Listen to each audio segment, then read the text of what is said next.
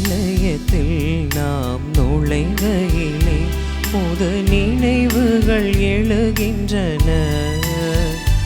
அந்த நினைவுகளின் புது வருகையிலே நம் நெஞ்சங்கள் நிறைகின்றன. ஆலயத்தில் நாம் நுழைகையிலே புது நினைவுகள் எழுகின்றன.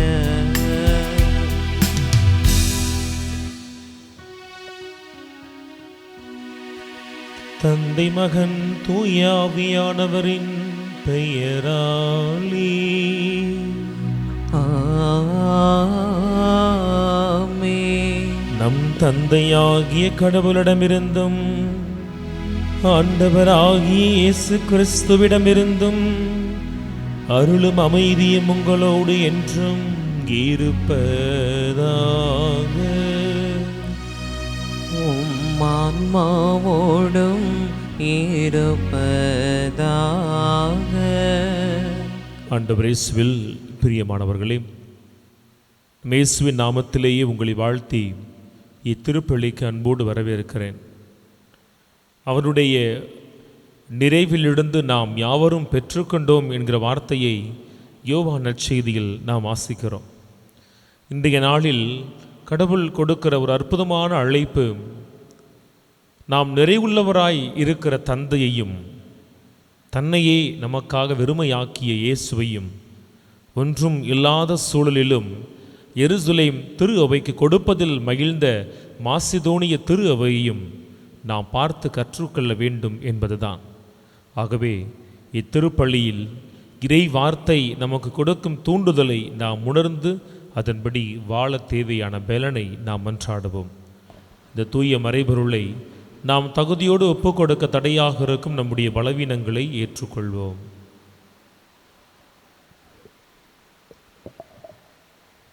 எல்லாம் வல்ல இறைவனிடமும் சகோதர சகோதரிகளே, உங்களிடமும் நான் பாவி என ஏற்றுக்கொள்கின்றேன். ஏனெனில் என் சிந்தனையாலும் சொல்லாலும் செயலாலும் கடமையில் தவறியதாலும் பாவங்கள் பல செய்தேன். என் பாவமே, என் பாவமே, என் பெரும் பாவமே. ஆகையால் எப்போதும் கன்னியான புனித மரியாவையும் வானதூதர் புனிதர் அனைவரையும், சகோதர சகோதரிகளே உங்களையும் நம் இறைவனாகிய ஆண்டவரிடம் எனக்காக வேண்டிக் கொள்ள மன்றாடுகின்றேன். எல்லாம் உள்ள இறைவன் நம்மீது இரக்கம் வைத்து நம் பாவங்களை மன்னித்து நம்மை நிலை வாழ்வுக்கு அழைத்துச் செல்வாராக. ஆமென்.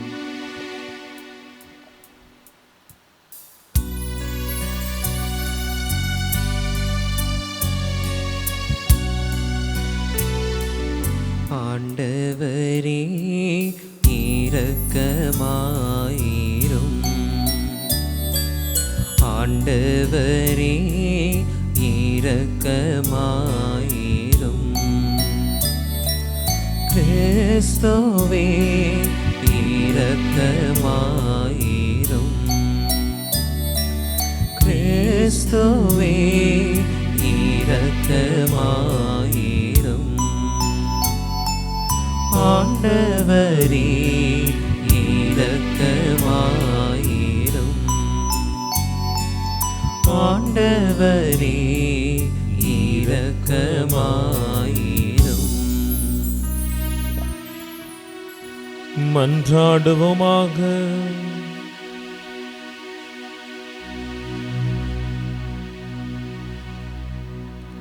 இறைவா, உம்மை எதிர்நோக்கி இருப்போரின் ஆற்றலானவரே, உம்மால் அன்றி வலுவற்ற எங்களால் ஒன்றும் செய்ய இயலாது. எனவே உம் கட்டளைகளை நிறைவேற்றி எங்கள் விருப்பத்தாலும் செயலாலும் உமக்கு உகந்தவர்கள் ஆகிட உமது அருள் உதவியை கனிவுடன் எங்களுக்கு என்றும் வழங்குவீராக. எங்கள் ஆண்டவராகிய இயேசு கிறிஸ்து வழியாக உம்மை மன்றாடுகின்றோம்.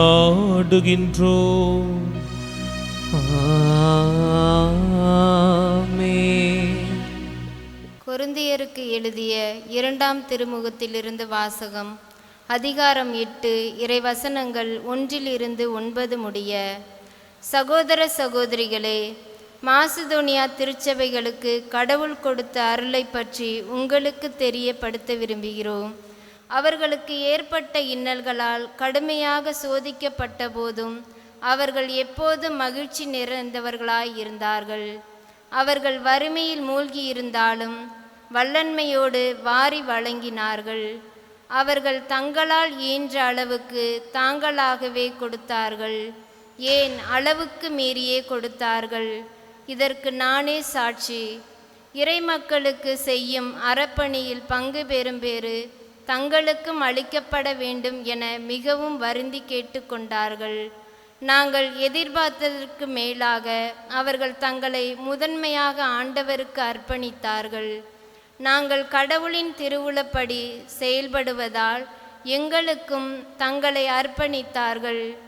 எனவே இந்த அறப்பணியை தொடங்கிய தீத்துவே அப்பணியை முடிக்க வேண்டும் என நாங்கள் அவரை வேண்டிக் கொண்டோம். நம்பிக்கை, நாவன்மை, அறிவு, பேரார்வம் ஆகிய அனைத்தையும் மிகுதியாய் கொண்டிருக்கிறீர்கள்.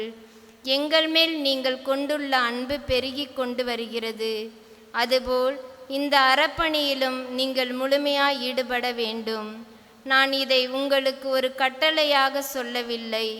மாறாக பிறருடைய ஆர்வத்தை எடுத்து காட்டி உங்கள் அன்பு உண்மையானதா என சோதிக்கவே இவ்வாறு செய்கிறேன்.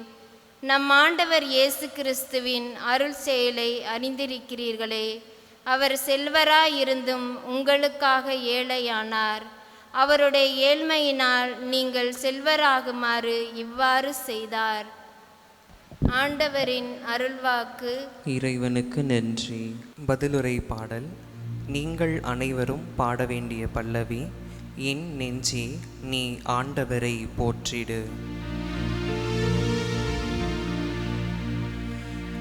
என் நெஞ்சே நீ ஆண்டவரை போற்றிடு, ஆண்டவரை போற்றிடு. என் நெஞ்சே நீ ஆண்டவரை போற்றிடு. நான் உயிரோடு உள்ளளவும் ஆண்டவரை போற்றுவேன். என் வாழ்நாள் எல்லாம் என் கடவுளை புகழ்ந்து பாடுவேன்.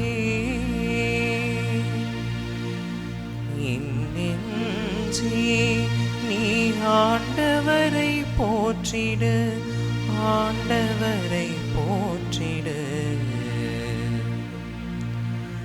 யாக்கோபின் இறைவனை தம் துணையாக கொண்டிருப்போர் பேறு பெற்றோர். தம் கடவுளாகிய ஆண்டவரை நம்பியிருப்போர் பேறு பெற்றோர். அவரே விண்ணையும் மண்ணையும் கடலையும் அவற்றில் உள்ள யாவற்றையும் உருவாக்கினார். என்றென்றும் நம்பிக்கைக்கு உரியவராய் இருப்பவரும் அவரே.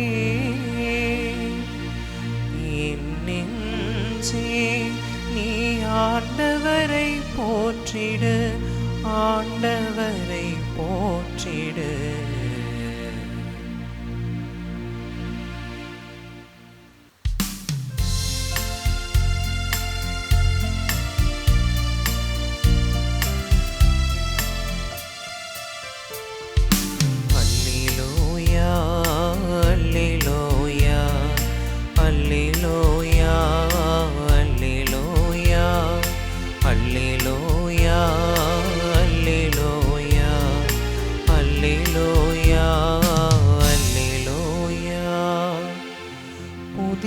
கட்டளையை நான் உங்களுக்கு கொடுக்கிறேன்.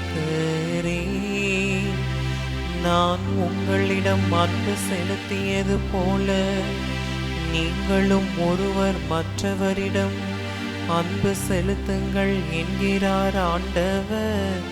அல்லேலூயா, அல்லேலூயா, அல்லேலூயா, அல்லேலூயா.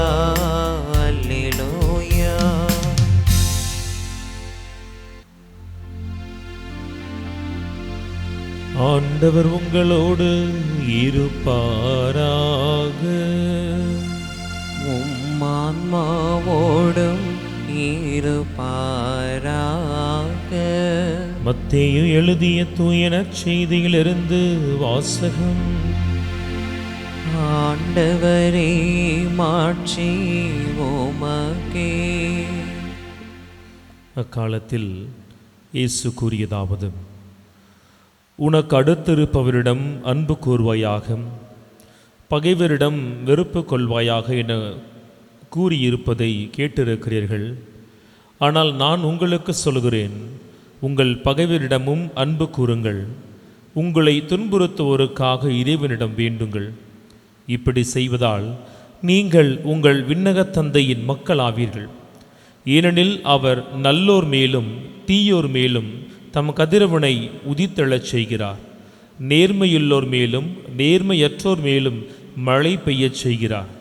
உங்களிடத்தில் அன்பு செலுத்துவோரிடமே நீங்கள் அன்பு செலுத்துவீர்களானால் உங்களுக்கு என்ன கைமாறு கிடைக்கும்? வரி தண்டுவோரும் இவ்வாறு செய்வதில்லையா? நீங்கள் உங்கள் சகோதரர் சகோதரிகளுக்கு மட்டும் வாழ்த்து கூறுவீர்களானால் நீங்கள் மற்றவருக்கும் மேலாக செய்து விடுவது என்ன? பிற இனத்தவரும் இவ்வாறு செய்வதில்லையா? ஆதலால் உங்கள் விண்ணகத் தந்தை நிறைவுள்ளவராய் இருப்பது போல நீங்களும் நிறைவுள்ளவர்களாய் இருங்கள் என்றார்.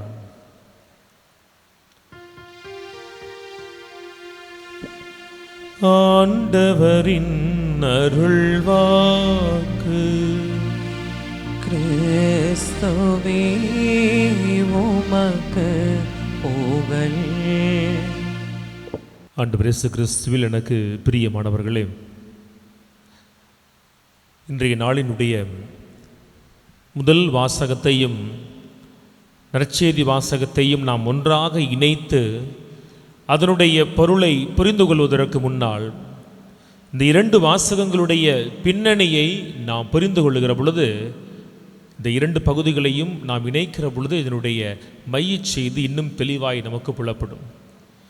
மத்தேயு 5, 6, 7 அதிகாரங்களை நாம் மழை பொழிவு என அறிந்து வைத்திருக்கிறோம். அதிலும் குறிப்பாக மத்தேயு 5 அதிகாரம் 20வது இறை வார்த்தையில் இப்படியாக இயேசு சொல்லுவார்: மறைநூல் அறிஞர்கள் பரிசேயர்கள் ஆகியோரின் நெறியை விட உங்கள் நெறி சிறந்திருக்க வேண்டும், இல்லையெனில் நீங்கள் விண்ணரசுக்குள் புக முடியாது. உங்கள் நெறி, அதாவது நம்முடைய நெறி சிறந்திருக்க வேண்டும் என சொல்லி 5 அதிகாரம் 20வது இறைவசனத்தில் ஒரு அழைப்பை கொடுக்கிற இயேசு கிறிஸ்து இதே 5 அதிகாரம் 21 48வது இறைவசனம் வரை 6 விதமான செய்திகளை அவர் பகிர்ந்து கொள்வார். அதில் பார்க்கிறப்ப ஒரு மறு கட்டமைப்பை நீங்கள் காணலாம். அதாவது இதுவரை இவ்வாறு சொல்லப்பட்டிருப்பதை நீங்கள் கேள்விப்பட்டு இருக்கிறீர்கள், ஆனால் நான் உங்களுக்கு சொல்லுகிறேன் என்று சொல்லி இயேசு 6 விதமான செய்திகளை அவர் குறிப்பிடுவார். முதலில் சினம் கொள்வதை குறித்து அவர் குறிப்பிடுவார். இதுவரை கோபம் கொள்வதுனா என்னன்னு தெரிஞ்சிருப்பீங்க, ஆனால் நான் உங்களுக்கு சொல்லுகிறேன்னு சொல்லி ஒரு புது வரையறை கொடுப்பார்.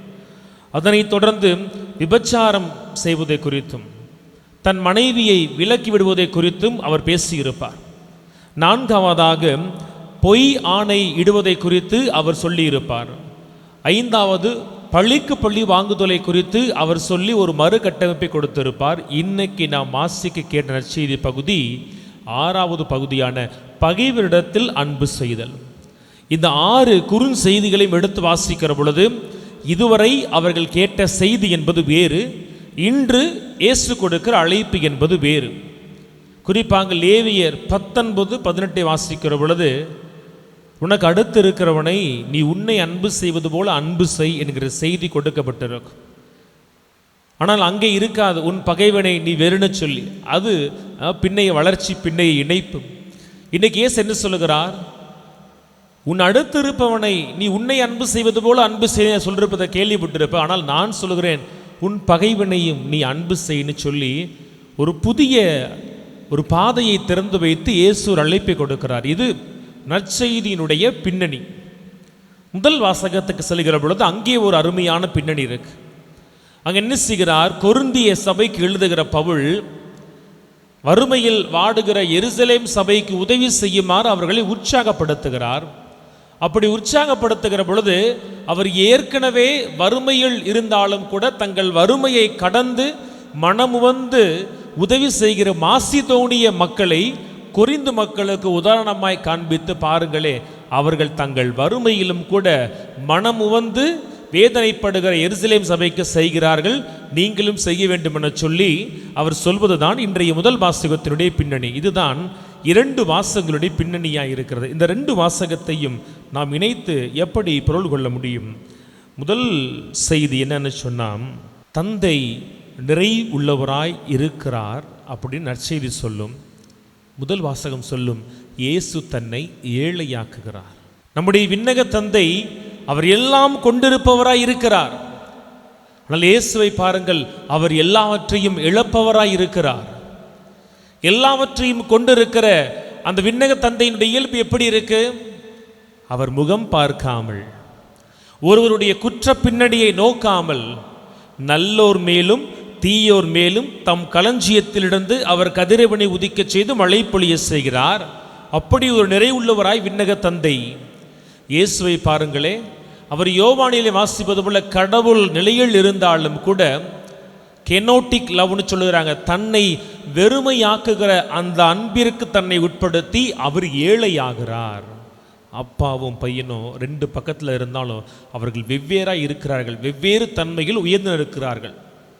தன் நிறைவிலிருந்து எல்லாருக்கும் கொடுக்கிற கடவுள் ஒருபுறம், எல்லாமாய் இருந்த இயேசு கிறிஸ்து எல்லாவற்றையும் இழந்து அவர் ஏழையாய் மாறுவது இன்னொரு புறம். இந்த இருவருக்கு மத்தியிலும் மாசிதோனிய சபையை வைத்து பாருங்களேன். பவுல் என்ன சொல்லுகிறார்? அவர்களிடத்தில் ஏற்கனவே ஒன்றுமில்லை, அவர்கள் வறுமையில் வாடுகிறார்கள். வறுமையில் வாடினாலும் கூட அவர்கள் வள்ளல்களாய் மாறி எருசலேம் சபைக்கு தருவதிலே அவர்கள் மகிழ்ச்சி அடைகிறார்கள். இது எப்படி சாத்தியம்? ஏற்கனவே கஷ்டப்படுற அவங்க எப்படிங்க கஷ்டப்படுற இன்னொரு சபைக்கு செய்ய முடியும்? தங்களிடத்தில் இருப்பதை எப்படி அவர்களால் கொடுக்க முடிகிறது? இந்த ஏழை கைம்பெண்ணுடைய காணிக்கை, தன்னிடத்தில் இருந்த எல்லாவற்றையும் கடவுளுக்கு போட்டாளே. எதை இயேசு தன் நிறைவாய் கருதி இருக்க வேண்டும்?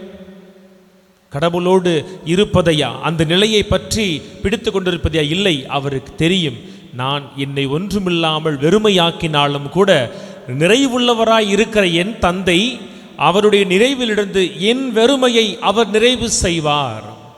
அந்த நம்பிக்கை இயேசுவுக்கு இருந்துச்சு. ஆகவேதான் அவர் தன்னை வெறுமையாக்கினார். அந்த வெறுமைக்கு பரிசுதான் எல்லா நாவுகளும் எல்லா முழந்தாள்களும் அறிக்கையிட்டு அவருக்கு முன்னால் மண்டியிடுகிறபடியாக கடவுள் வெறுமையாக்கி இயேசுவை நிரப்புகிறார். இந்த இயேசுவிடத்திலிருந்து மாசிதோனிய மக்கள் கற்றுக்கொள்ளுகிறார்கள். எப்படி? நம்மிடத்தில் பொருளாய் ஒன்றுமில்லாமல் இருக்கலாம், நாளைக்கும் அடுத்த வருஷத்துக்கும் ஒன்றுமில்லாமல் இருக்கலாம், ஆனால் இருப்பதை நாம் மனமு வந்து இல்லாத தன் சகோதரனுக்காய் செய்வோம். அப்படி செய்கிற பொழுது அந்த கெனோட்டிக் லவ், தன்னை வெறுமையாக்கிய இயேசுவின் அன்பிற்கு நாமும் உட்படுவோம் என்கின்ற அந்த உணர்வை மாசிதோனிய மக்கள் பெற்றிருந்தார்கள். ஆகவேதான் நாம் நம்மை வெறுமையாக்குவோம், பரவாயில்லை, கடவுள் தன் நிறைவிலிருந்து நம்மை நிரப்புவார் என்கிற நம்பிக்கை அவர்களுக்கு ஆழமாய் இருந்தது. அன்பர்களே, நான் பணி செய்கிற பங்கில் நடந்த நிகழ்வு, கண்டிப்பாய் இந்த காணொளியை அவர்கள் காண வேண்டும் என ஆசைப்படுகிறேன். பதுவை அந்தோணியாருக்கு நான் ஒரு திருப்பலி நிறைவேற்றி மக்களுக்கு ஏதாவது கொடுக்கணும்னு ஆசைப்படுறப்ப அறிவிப்பை கொடுக்கிறேன்.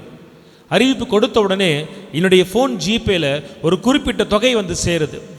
அந்த தொகை யாருன்னு எனக்கு தெரியும். உடனே அவங்களுக்கு நான் அழைப்பு கொடுத்து பேசுகிறேன், அண்ணா ஏனே காசு போட்டீங்க? அவங்க சொன்ன வார்த்தை, இல்லை ஃபாதர், நீங்கள் திருப்பலி வைக்கிறேன்னு சொல்லிங்க, பதுவை அந்தோணியாருக்கான தனி திருப்பலியோ திருப்பலி முடிஞ்சு மக்களுக்கு சிற்றுண்டியோ கொடுத்ததில்லை, ஆகவே எங்களுடைய ஒரு பங்களிப்பாக இருக்கட்டும்னு சொன்னாங்க. அன்பர்களே, அந்த குடும்பத்தாருடைய சூழல் எனக்கு நன்றாக தெரியும். மிகப்பெரிய கடனில் இருக்கிறார்கள். கடன் அப்படின்னு சொன்னால் தங்களை ரொம்ப சந்தோஷமாக வாழ்கிறதுக்காக யார்ட்டையும் கை நீட்டி வாங்கின கடன் இல்லை, தொழிலில் ஏற்பட்ட நஷ்டத்தினால் அளவுக்கு மீறிய கடன். ஒவ்வொரு நாளும் கணவனும் மனைவியும் பிள்ளையுமாய் ஜெபிப்பார்கள். திருப்பலி வச்சா போதும் மனதிற்கத்தோடு ஜெபிப்பார்கள். விண்ணக தந்தையை நோக்கி ஜெபிங்கள் சொல்லுகிற பொழுது கரம் உயர்த்தி ஜெபிக்கிற ஒரு சிலரில் கணவனும் மனைவியுமாய் அவங்க இருப்பாங்க. தங்கள் கடன் தலைக்கு மேல் இருக்கிற பொழுது கூட, ஆலயத்தில் ஒரு தேவை வருகிற பொழுது தங்கள் வறுமையை கணக்கிடாமல் ஆண்டவருக்கு கொடுக்குறாங்க பார்த்தீங்களா, அவர்கள் அப்படி கொடுப்பதால் தான் கடவுள் இந்த நாட்களில் தன்னுடைய நிறைவிலிருந்து அந்த குடும்பத்தாரின் வெறுமையை அவர் ஒவ்வொன்றாய் அவர் நிறைவு செய்து கொண்டே வருகிறார். இன்னைக்கு கடவுள் நமக்கு கொடுக்கிற முதல் செய்தி என்ன தெரியுமா?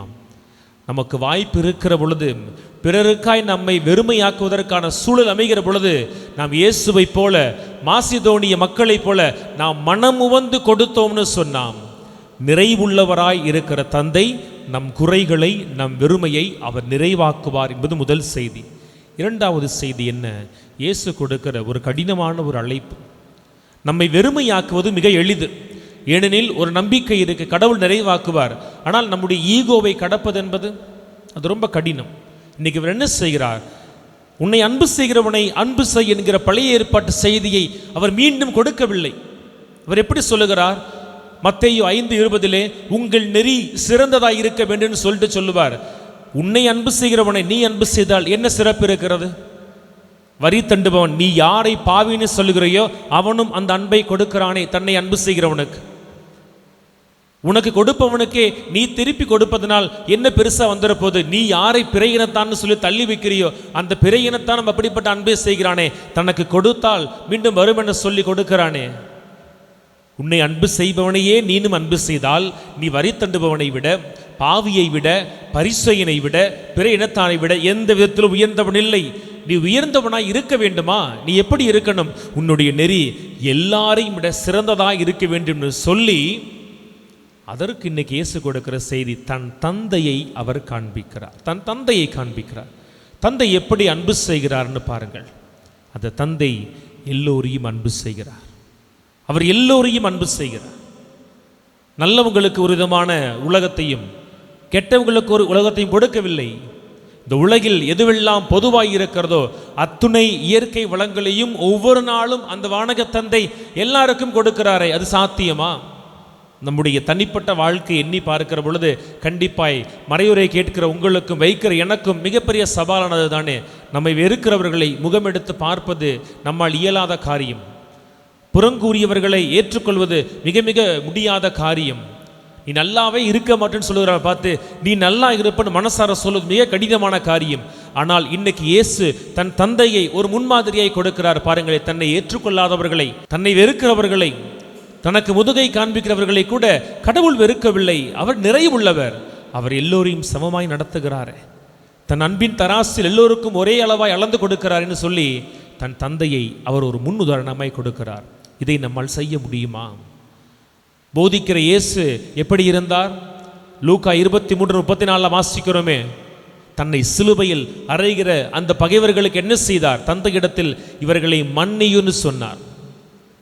வெறும் வார்த்தை மட்டுமல்ல, தான் எதை போதித்தாரோ அதை நிறைவேற்றுவதற்கான சூழல் வந்த பொழுது அந்த சிலுவையில் அவர் நினைவு கூர்ந்து தன் சீடர்களுக்கு நமக்கு கற்பித்ததை அவர் செயல்படுத்துகிறார். தன்னை அறைந்தவர்களை, தன்னை வெறுத்தவர்களை, காரி உமிழ்ந்தவர்களை, தன்னுடைய ஆடையெல்லாம் பங்கிட்டு கொண்டவர்களை, தன்னை இழிவுபடுத்தியவர்களை அவர் மன்னித்து விட்டு, தந்தையே அவர்கள் என்ன செய்யறது தெரியாமன்னு சொன்னாரே, தந்தையை போல மகனும் இங்கே வாழ்ந்து இருக்கிறார். தன்னை கைது செய்தவர்களை, தன்னை கொலை செய்வதை அன்பு செய்கிறாரே, அந்த இயேசு கொடுக்கிற இரண்டாவது செய்தி இன்னைக்கு என்ன?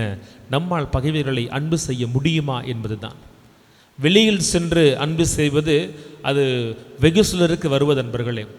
ஆனால் ஒரே ஒரு காரியம், இந்த திருப்பலியை காண்கிற பொழுது, திருப்பலி முடிஞ்சதுக்கப்புறம் நீங்கள் அப்படியே அமைதியை உட்கார்ந்து ஒரு நிமிஷம் இதை என்னால் செய்ய முடியுமா என எண்ணி பாருங்களேன். உங்கள் மனம் அதற்கான சரியான பதிலை சொல்லும். ஒரு 3 வருஷம் பேசாமல் இருக்கோம்.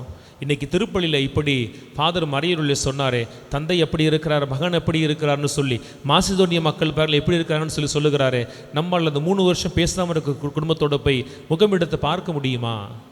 பேச வேணாம், முகம் எடுத்து பார்க்க முடியுமா? சாலையில் கடந்து செல்கிறப்ப இத்தனை நாளாக மூஞ்ச கீழே போட்டுட்டு போனேன், இனி நான் அவனை அன்பு செய்யட்டும் பரவாயில்ல, அவனை முகம் எடுத்து பார்க்க முடிகிறதா, சிரிக்க முடிகிறதா எண்ணி பாருங்கள்.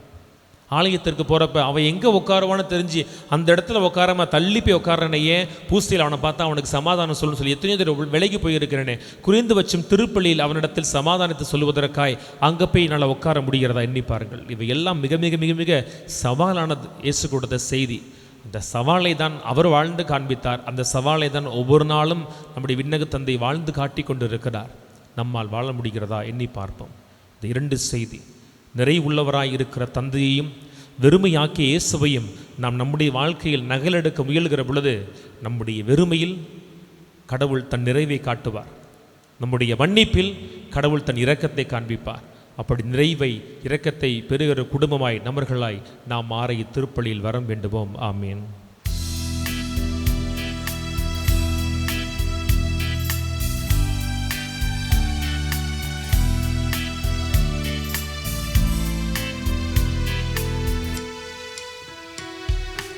வணங்கிட கனியோ உணவோ இன்றி வாடிடும் வரியோர் பலர் இறைவா. வழங்கிட கனியோ உணவோ இன்றி வாடிடும் வரியோர் பலர் இறைவா. வெறும் விழி நீர் வியர்வை வேதனை அன்றி வேறெதும் இல்லா நிலை இறைவா. தந்திட்ட பொருட்கள் யாவையும் எடுத்து தந்தோம் தந்தாய் ஏற்றிடுவாய். தந்திட்ட பொருட்கள் யாவையும் எடுத்து தந்தோம் தந்தாய் ஏற்றிடுவாய். அன்பு உறவுகளே, உங்களுடையதும் என்னுடையதுமான இப்பலி எல்லாம் வல்ல வானக தந்தைக்கு ஏற்றதாகும்படி மன்றாடுங்கள். ஆண்டவர் தமது பெயரின் புகழ்ச்சிக்காகவும் மாட்சிக்காகவும் நமது நன்மைக்காகவும் புனித திரு அவை அனைத்து நலனுக்காகவும் உமது கையிலிருந்து இப்பலியை ஏற்றுக்கொள்வாராக.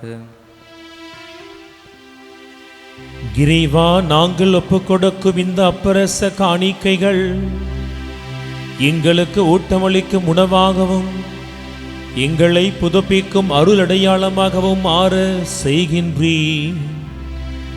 அதனால் இவற்றின் அருள் உதவி எங்கள் உடலுக்கும் மனதுக்கும் இன்றும் குறைவுபடாமல் கிடைக்க அருள் வழங்குவீராக. எங்கள் ஆண்டவராகிய இயேசு கிறிஸ்து வழியாக உம்மை மன்றாடுகின்றோம்.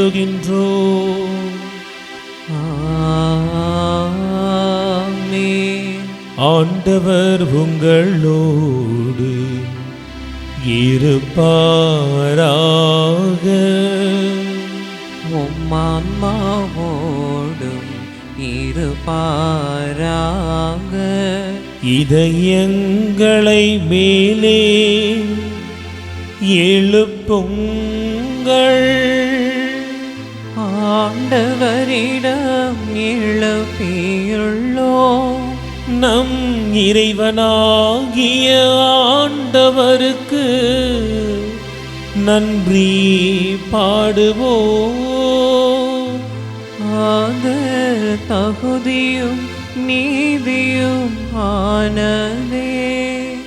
ஆண்டவரே, தூயவரே, என்றென்றும் வாழ்பவரே, எங்கள் மீட்பராம் இயேசு கிறிஸ்து வழியாக நாங்கள் உமக்கு நன்றி பலி செலுத்துவது மெய்யாகவே தகுதியும் நீதியுமாகும், எங்கள் கடமையும் மீட்புக்கு உரிய செயலுமாகும்.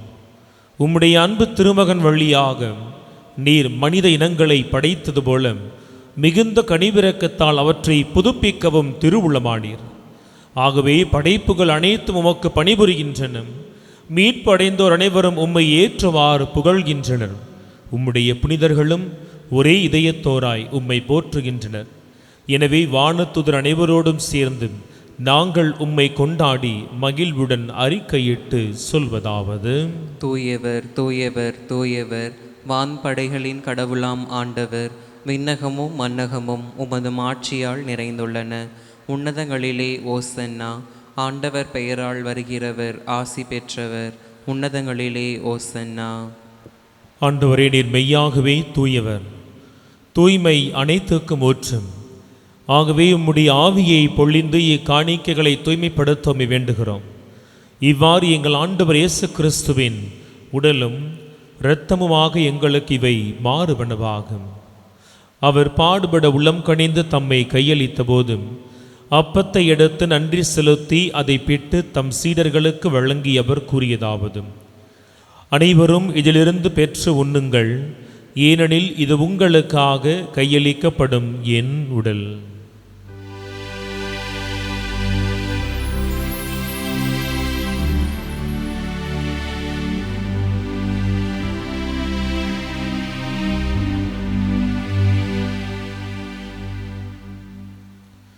அவ்வண்ணமே இரவு விருந்தை அருந்திய பின் கிண்ணத்தையும் எடுத்து மீண்டும் உமக்கு நன்றி கூறி தம் சீடர்களுக்கு வழங்கியவர் கூறியதாவது: அனைவரும் இதிலிருந்து பெற்று பருகுங்கள், ஏனெனில் இது புதிய நிலையான உடன்படிக்கைக்கு உரிய என் இரத்தத்தின் கிண்ணம். இது பாவ மன்னிப்புக்கென்று உங்களுக்காகவும் பலருக்காகவும் சிந்தப்படும். இதை என் நினைவாக செய்யுங்கள்.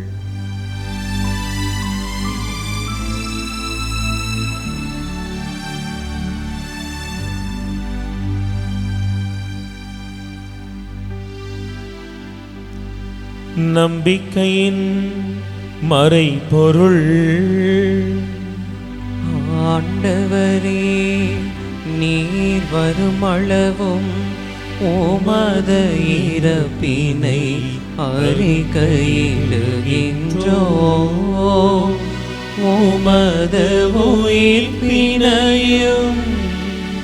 எடுத்துரைக்கின்றோம். ஆகவே ஆண்டவரே, நாங்கள் கிறிஸ்துவின் இறப்பினை உயிர்ப்பினை நினைவு கூர்ந்தும் வாழ்வையும் மீட்பையும் வழங்கும் அப்பத்தையும் கிண்ணத்தையும் உமக்கு ஒப்பு கொடுத்தும் உம் திருமுன் நின்று ஊழியம் புரிய தகுந்தவர்களாய் எங்களை ஏற்றுக்கொண்ட கிருபைக்கு நன்றி செலுத்துகிறோம். மேலும் கிறிஸ்துவின் உடலிலும் இரத்தத்திலும் பங்கு கொள்ளும் எங்களை தூய ஆவியார் ஒன்று சேர்த்தலும்படியாக உம்மை தாழ்மையோடு மன்றாடுகிறோம். ஆண்டவரே, எங்கள் திருத்தந்தை சிங்கராயர், எங்கள் ஆயர் ஆரோக்கியராஜ், ஏனைய ஆயர்கள், குருக்கள், துறவியர் நிறைவாய் ஆசீர்வதித்தும் அவர்கள் தம் பணிகள் வழியாக உம்முடைய திருவை அன்பில் நிறைவு பெறச் செய்திருளும். உயிர்த்தெலும் எதிர்நோக்குடன் துயில் கொள்ளும் எங்கள் சகோதர சகோதரிகளையும் இறந்தோர் அனைவரையும் இரக்கத்தோடு நினைவு கூர்ந்து உம்முடைய திருமுக ஒளியினுள் ஏற்றருளும். எங்கள் அனைவர் மீதும் இரக்கமாயிரும். கடவுளின் கன்னித்தாயான புனித மரியாம், அவருடைய கணவரான புனித யோசேப்பு, புனித திருத்தூதர்கள், இவ்வுலகில் உமக்கு உகந்தோராய் இருந்தோராகிய எல்லா புனிதரோடும் நாங்கள் நிலை வாழ்வின் மக்களாய் மாறி உம் திருமகனும் எங்கள் மீட்பருமான இயேசு கிறிஸ்து வழியாக உம்மை புகழ்ந்திடும் வரம் அருள இறைஞ்சி மன்றாடுகிறோம்.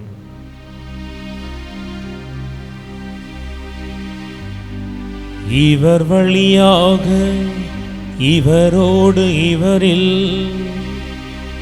எல்லாம் வல்ல இறைவனாகிய தந்தையே, தூய ஆவியாரின் ஒன்றிப்பில் எல்லா புகழும் மாட்சியும் என்றென்றும் உமக்கு உரியதே. ஆமென், ஆமென், ஆமென். மீட்பரின் கட்டளையினால் கற்பிக்கப்பட்டு இறை படிப்பினையால் பயிற்சி பெற்ற நாம் துணிந்து மன்றாடுவோம். விண்ணுலகில் இருக்கின்ற எங்கள் தந்தையே, உமது பெயர் தூயது என போற்ற பெருகு. உமது ஆட்சி வருக. உமது திருவுளம் விண்ணுலகில் நிறைவேறுவது போல மண்ணுலகிலும் நிறைவேறுக. எங்கள் அன்றாட உணவை இன்று எங்களுக்கு தாரும். எங்களுக்கு எதிராக குற்றம் செய்வோரை நாங்கள் மன்னிப்பது போல எங்கள் குற்றங்களை மன்னியும். எங்களை சோதனைக்கு உட்படுத்தாதேயும், தீமையிலிருந்து எங்களை விடுவித்தருளும். ஆண்டவரே, அமைதியை வழங்குபவரே, உலகின் இன்றைய சூழலை நீர் அறிந்திருக்கிறீர். ஆண்டவரே, உம்மீது நம்பிக்கை கொண்ட நம்பிக்கையாளர்கள் அமைதிக்காய் ஜெபிக்கிற பொழுது ஆண்டவரே, அந்த வேண்டுதலை, நம்பிக்கையை கண்ணோக்கி நீர்தாமே இந்த உலகில் அமைதி நிறைவாய் நிலையாய் குடிகொள்ளச் செய்வீராக. என்றென்றும் வாழ்ந்து ஆட்சி செய்கின்றவர் நீரே. ஆமீன். நம் ஆண்டவர் இயேசு கிறிஸ்துவினுடைய அமைதி உங்கள் அனைவரோடும் இருப்பதாக, உம் ஆன்மாவோடும் இருப்பதாக. ஒருவருக்கொருவர் அமைதியை பகிர்ந்து கொள்வோம். உலகின் பாவங்களை போக்கும் இறைவனின் செம்மறியே, எங்கள் மேல் இரக்கமாயிரும். உலகின் பாவங்களை போக்கும் இறைவனின் செம்மறியே, எங்கள் மேல் இரக்கமாயிரும். உலகின் பாவங்களை போக்கும் இறைவனின் செம்மறியே, எங்களுக்கு அமைதியை அளித்தருளும். இதோ இறைவனின் செம்மறி, தன்னை வெறுமையாக்கியவர், தன் தந்தையின் நிறைவிலிருந்து முழுமையாய் பெற்றுக்கொண்டவர். இவரை போல் நாமும் வாழத் தேவையான பலனை திருவுடலாய் தர வருகிறார். இவருடைய திருவிருந்திற்கு அழைக்கப்பெற்ற நாம் அனைவரும் பேறு பெற்றவர்கள். ஆண்டவரே, நீர் நிலத்தில் எழுந்தருள நான் தகுதியற்றவன். ஆனால் ஒரு வார்த்தை மட்டும் சொல்லியருளும், எனது ஆன்மா நலமடையும். ஆசை திருவிருந்துக்கான மன்றாட்டு. ஆண்டவரே, நீர் என் இல்லத்தில் எழுந்தருள நான் தகுதியற்றவள். ஆனால் ஒரு வார்த்தை மட்டும் சொல்லியருளும் என்று நூற்றுவர் தலைவன் ஜெபித்தது போல நாங்களும் இப்போது உம் திருப்பாதம் பணிந்து வேண்டுகிறோம். இனிய இயேசுவே, நாங்கள் தகுதியற்றவர்களாய் இருந்தாலும் எங்கள் தகுதியின்மையை பாராமல் நீர் எங்கள் உள்ளங்களில் எழுந்து வாரும். உம் அன்பிலும் அருளிலும் நாங்கள் நிலைத்திருக்க எம்முள் எழுந்து வாரும்.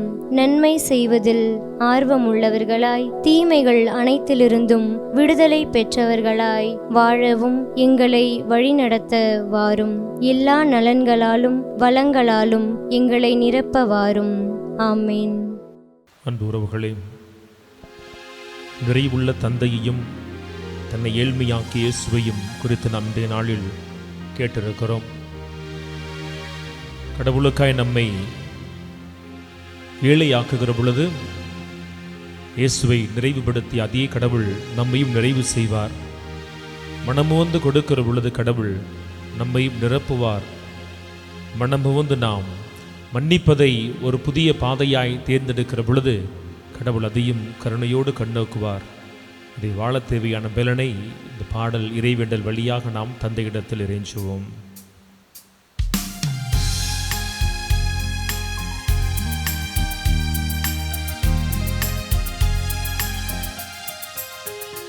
உம்மை பாடாத நாட்களும் இல்லையே, உம்மை தேடாத நாட்களும் இல்லையே.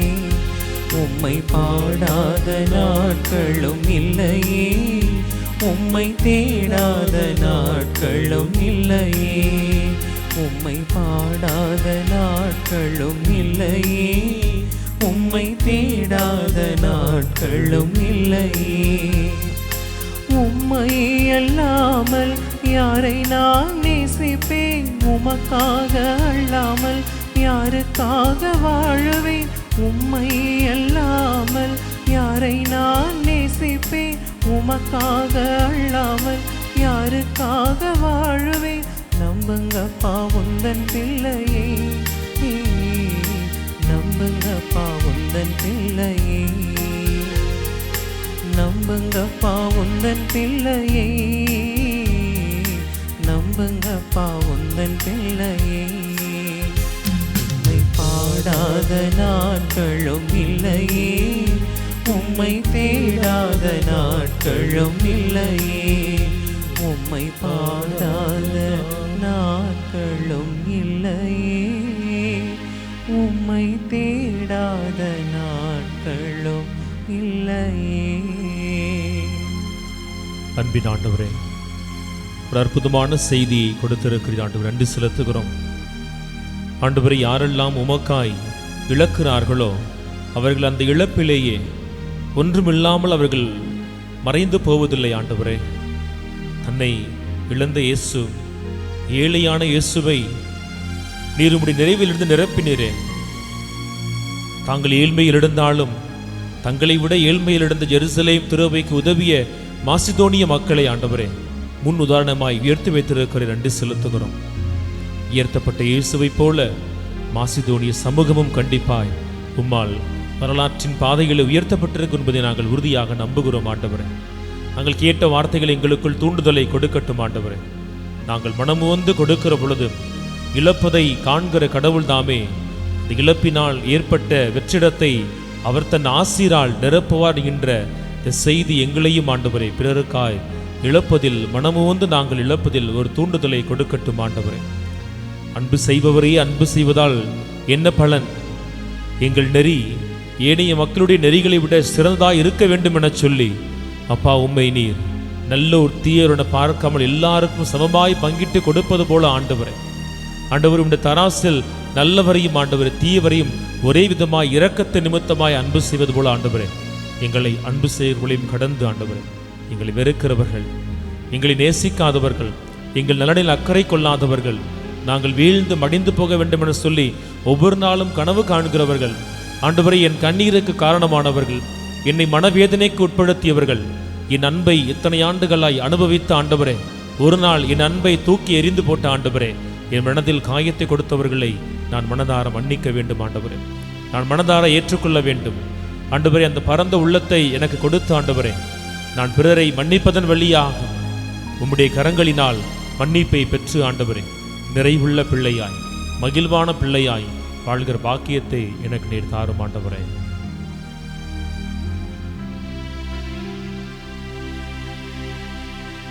ஆண்டவரே, நாங்கள் உட்கொண்ட உமது திருவுணவு நம்பிக்கையாளர் உம்மில் ஒன்றித்திருப்பதை குறித்து காட்டுகின்றது.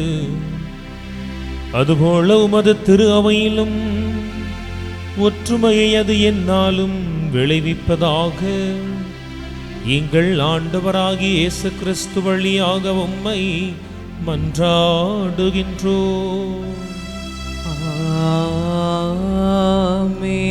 ஆண்டவர் உங்களோடு இருப்பாராக. உம்மான்மாவோடும் இருப்பாராக. எல்லாம் வல்ல இறைவன் தந்தை, மகன், தூய ஆவியானவர் உங்கள் அனைவரையும் நிறைவாக ஆசீர்வதிப்பாராக.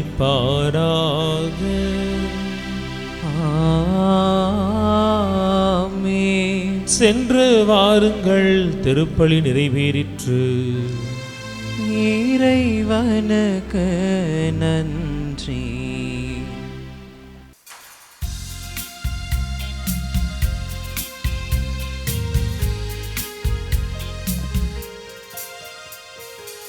அமைதியை பொழியும் உம் திருமுகத்தை நாங்கள் காண்கையிலே, அமைதியை பொழியும் உம் திருமுகத்தை நாங்கள் காண்கையிலே, சுமைகளை மறந்தோம், சுகம் பல அறிந்தோம், சுந்தர தாய் மரியே. சுமைகளை மறந்தோம், சுகம் பல அறிந்தோம், சுந்தர தாய் மரியே. அம்மா உந்தன் மாண்பு கண்டோம், அன்னை உன் திருத்தலத்தில் வரும் அடியவர்க்கு தினம் தயை பொழிந்தாய் மாறான்பாளி. அம்மா உந்தன் மாண்பு கண்டோம், அன்னை உன் திருத்தலத்தில். தந்தை, மகன், தூய ஆவியின் பெயராலே ஆமேன்.